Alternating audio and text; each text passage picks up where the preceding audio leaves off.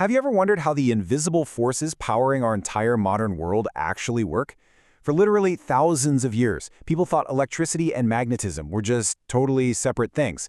But in this explainer, we're going to completely demystify the profound, invisible relationship between moving electrical charges and magnetic fields.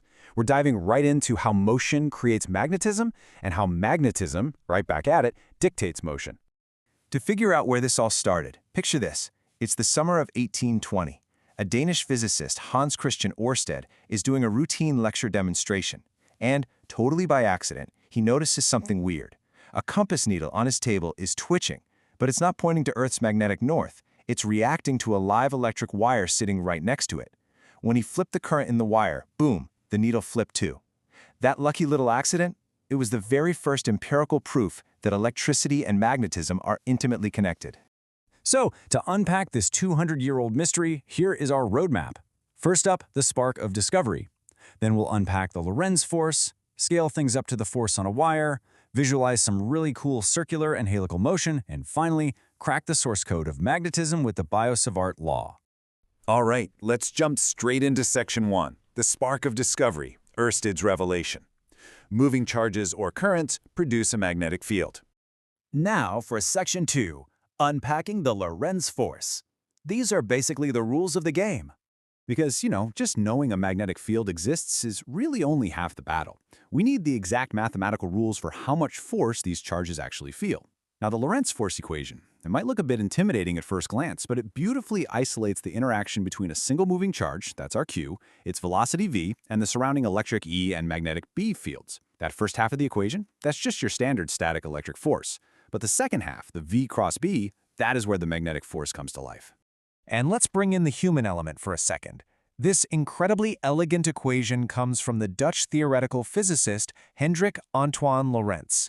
Building on tons of experimental work by folks like Ampere, Lorentz basically gave us the exact mathematical language to describe how a tiny particle gets pushed and pulled around by this invisible electromagnetic web. What is absolutely fascinating about this cross-product rule is that the resulting force is always strictly perpendicular. It's perpendicular to both the direction the particle is moving and the direction of the magnetic field itself. Plus, because of that velocity term, the magnetic force is literally zero if the charge isn't moving. No velocity? Magnetism just completely ignores the charge. It's like it's not even there. Moving right along to Section 3, force on a wire, scaling up. So far, we've only been talking about a single, microscopic point charge. But how do those tiny, invisible pushes scale up to move something macroscopic, like a heavy metal rod? Well, you start with the force on just one charge. Then, you multiply it by the total number of mobile charge carriers inside that wire. You calculate that using the carrier density N, the length, L, and the cross-sectional area, A. Group those terms together, and you seamlessly transition from individual electron drift right into a macroscopic current, I. The result is this wonderfully simple, powerful equation. Force equals current times length crossed the magnetic field. It's literally the same perpendicular push happening to quadrillions of tiny electrons, all adding up to physically move an entire piece of wire.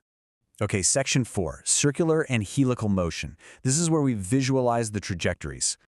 Now that we've got the math down, how does all this translate to actual physical movement out in space?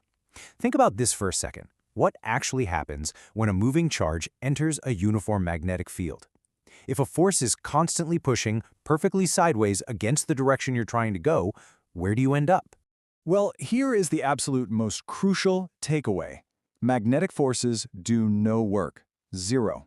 Because that force is always exactly perpendicular to the velocity, it physically cannot speed the particle up, and it cannot slow it down. It acts purely as a centripetal force. It is only ever changing the particle's direction of travel, completely leaving its kinetic energy alone. So when a particle's velocity hits that magnetic field at a perfect perpendicular angle, that constant sideways push just traps it. It gets locked into this continuous perfect circle. And the radius of that circle? It's defined entirely by the particle's mass and speed pushing outward, battling against the charge in the magnetic field pulling it inward. It's a perfect balancing act. But what if it doesn't enter the field at a perfect 90-degree angle? Well, if the charge has some forward momentum that's parallel to the magnetic field, that parallel part is completely unaffected. It just keeps coasting straight ahead. Meanwhile, the perpendicular component gets locked into that circle we just talked about. So you combine them, coasting forward while spinning in a circle, and it stretches the particle's path out into this absolutely stunning, continuous helix shape.